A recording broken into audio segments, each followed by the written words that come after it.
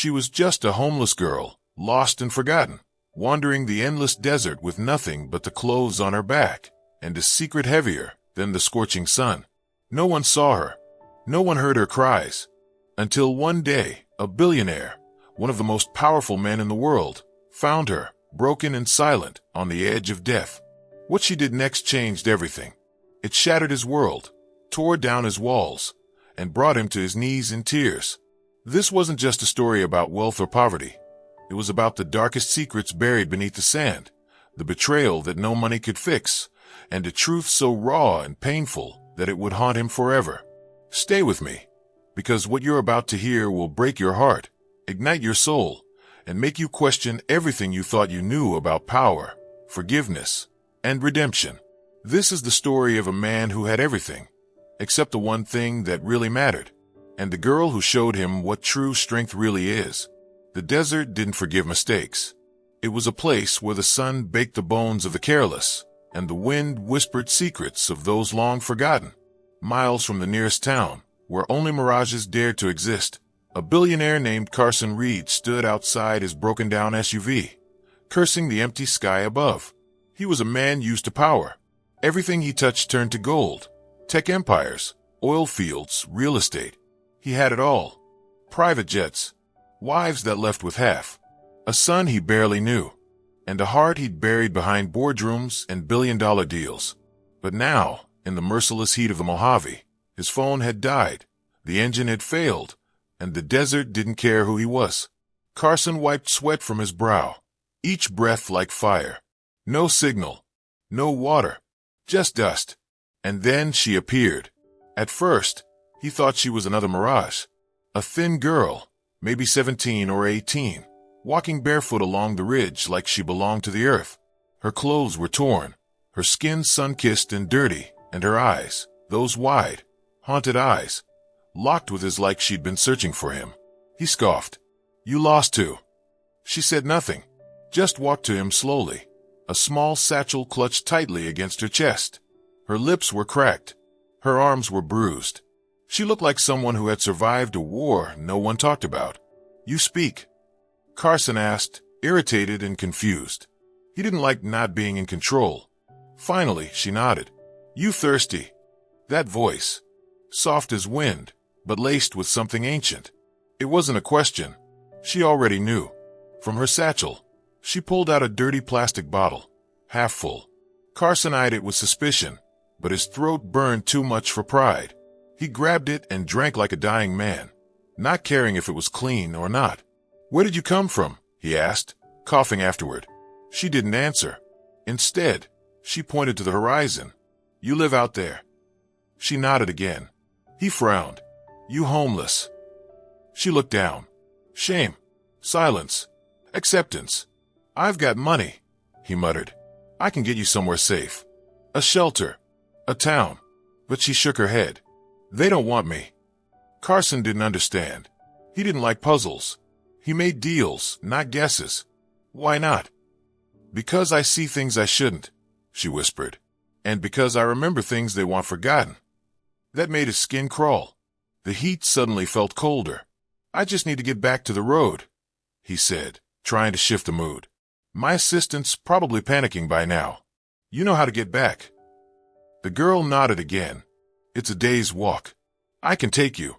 But there's something I need first." Carson raised an eyebrow. "What?" She didn't speak.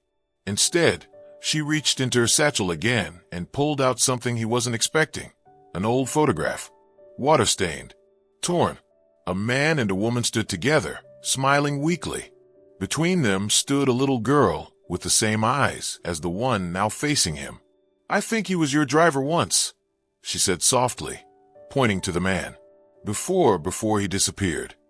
Carson's heart skipped. He stared at the photo. It was his old driver, Miguel.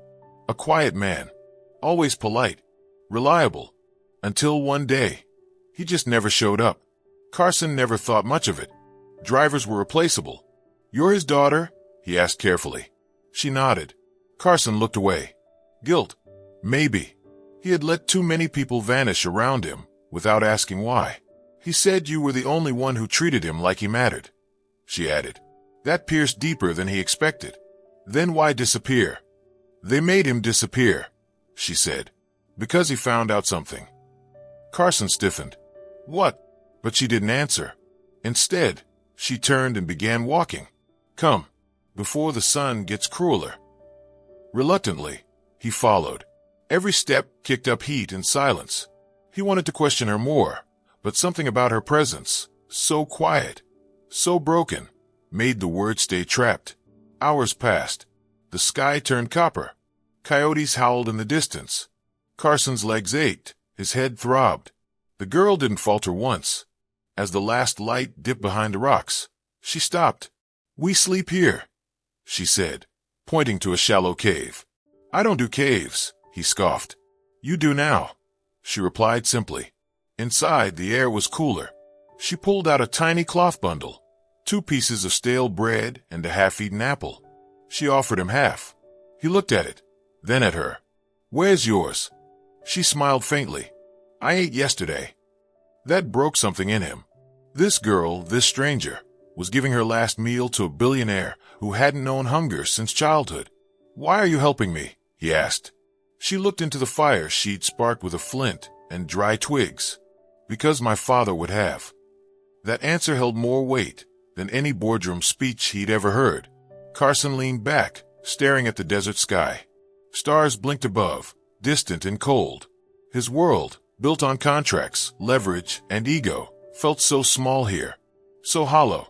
Tomorrow, she said, just before sleep took her, you'll see why I found you. But Carson didn't sleep.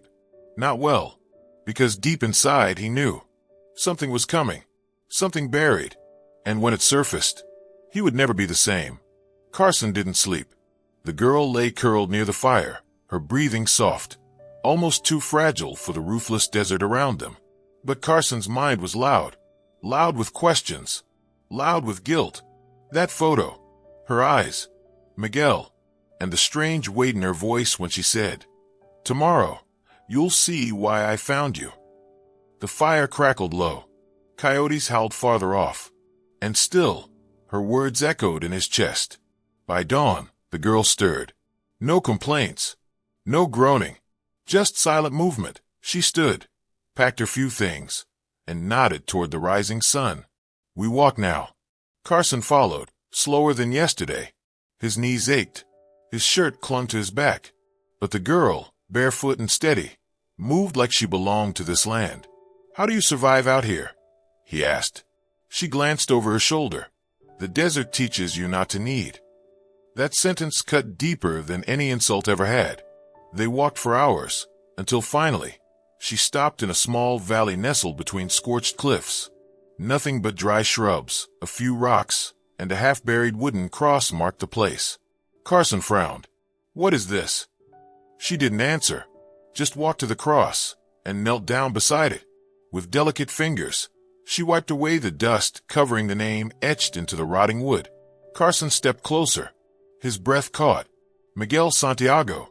A date. A name. A grave. No, Carson whispered. No, he didn't just disappear. The girl didn't cry. She just looked at the cross like it was a part of her. He was killed out here, she said softly. Left to rot. Like trash. Carson dropped to one knee, heart hammering.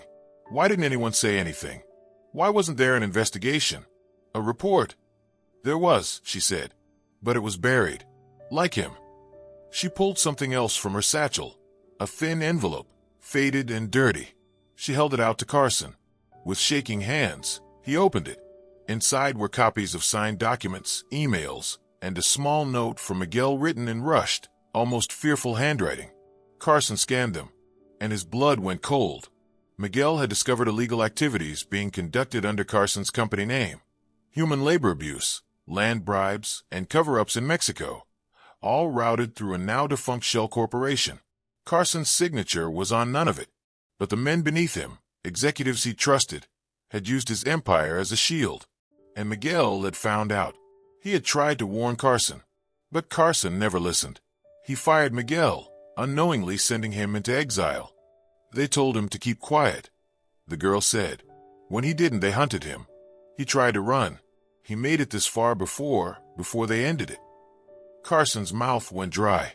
I didn't know. He choked. I swear to God I didn't know. I believe you, she said quietly, but not knowing doesn't erase the blood. Carson looked up at her, his throat tightening. Why come to me now, after all these years? Because my father didn't want revenge, she said. He wanted truth. She knelt beside the grave again, placing the photograph she'd shown him earlier at its base. I wandered for years, searching, digging, sleeping in shelters, asking questions no one wanted to answer, until I found this place, until I found you. Tears filled Carson's eyes, uninvited. Why didn't you just go to the police? She looked at him with deep, hollow eyes. Because they were part of it too. You're the only one who can make it right.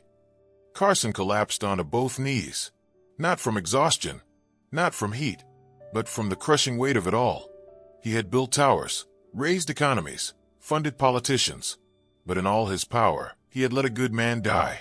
A man who had driven him to meetings, opened doors, smiled through hard days, and never once asked for more than respect. Now he lay beneath desert dust, his daughter a wandering ghost. Carson looked at the documents again. His name wasn't on the crimes, but his silence had signed every page. I'll make it right, he whispered. I don't care what it costs. She nodded, as if she had been waiting to hear those exact words. I've recorded everything, she said. The men who did this, the system that covered it, but it needs your name behind it to break through. Carson took a long breath. I'll do it. I'll burn every bridge if I have to. A breeze swept the desert. Silent, heavy. He stood, brushing off his pants. Come with me. I'll give you a home, education, whatever you want. But she smiled sadly. My home is here now. With him. Carson froze. But you're still a child. She shook her head. I was. But grief ages you. He swallowed hard. Then at least let me bring him a real grave. A proper stone. His name deserves more than this. She nodded, then did something that shattered him completely. She stepped forward, opened her satchel one last time, and pulled out a small, hand-carved wooden box. She placed it in his trembling hands. I found this near his body, she whispered. He made it for you. Carson opened it slowly. Inside, a silver watch, old, scratched, but engraved on the back. To Carson, thank you for seeing me when others didn't. Miguel. Carson stared at it, then broke. He collapsed, sobbing into the sand, clutching the box like it was the last real thing in the world. Tears soaked his hands. Tears for Miguel, for the girl, for himself, for all the silence that cost too much. She stood there quietly, watching him fall apart, not out of hate, but out of long-awaited release. The billionaire had finally seen, and in the middle of the unforgiving desert, he wept not as a man of power, but as a man who had finally woken up. Carson stayed on his knees, the weight of the desert and his own failures pressing down like the scorching sun above. The watch glimmered faintly in his palm, a symbol of everything lost and everything that could still be reclaimed. For years, he had lived in a fortress of wealth and denial, blind to the cracks beneath. Now, the truth sat beside him in the sand, raw and unforgiving. The girl watched quietly, her eyes reflecting the endless sky, strong but worn. She was more than a survivor. She was a reminder, a living testament to the cost of silence. I will change this, Carson whispered, voice breaking. I will expose every lie, every name, every cover-up. Miguel didn't die for nothing. She nodded, but the weight in her gaze told a different story. Why? He asked, looking up. Why did you risk everything to find me? Her voice was soft but steady. Because someone had to care. Someone had to believe that justice wasn't dead. Carson's chest tightened. He knew how deep the corruption ran. Powerful men who hid behind legal walls, ready to silence anyone who threatened their empires. But now he held the key. The truth, finally out in the open. That night, back in the city, Carson began to act. He summoned his most trusted lawyer, a man known for ruthless integrity, and handed over everything. The documents, the recordings, the confession. This ends now, Carson said. No more hiding. No more running. The lawyer studied the evidence, nodding slowly. This could bring down a lot of powerful people. Are you ready for that? Carson clenched his fists. I'm ready to lose it all if it means justice for Miguel. Days turned into weeks. The story exploded across headlines. The billionaire who once ignored the cries of the homeless now became their voice. Investigations were reopened, suspects arrested, and the company underwent a cleansing fire. But it wasn't just about business. Carson made a promise to the girl, to Miguel's memory, and to himself, that he would never forget the cost of silence again. He built a foundation in Miguel's name, offering shelter and hope to those lost in the desert of despair. And every year, on the anniversary of the day he found the girl, Carson would visit the simple grave, placing fresh flowers and whispering a quiet apology. One evening, years later, the girl, now a strong woman with a light in her eyes, returned to the place where it all began. She stood beside the grave, feeling the cool breeze on her face. Carson joined her, older, wiser, but with the same tears in his eyes. "No more running," he said softly. She smiled. Miguel's spirit lingered, not in the dust, not in the past, but in every life they saved, in every truth they uncovered. And for the first time in a long time, the desert was silent, not because of death, but because justice had finally found its way home. The story ends here, but the message lives on. Sometimes the smallest acts of kindness, the bravest acts of truth, can awaken even the most powerful souls. And when they do, nothing is ever the same again. If this story touched your heart, please give it a thumbs up and share it with someone who needs to hear it. Don't forget to subscribe and hit the notification bell so you never miss a story that inspires and moves you. Thank you for being part of our Legacy Ignited family. Your support means everything. Stay strong, stay kind, and I'll see you in the next video. Thank you from the bottom of my heart for watching and sharing this story. Your support means the world to me, and together, we keep these powerful stories alive. Until next time, take care and stay inspired.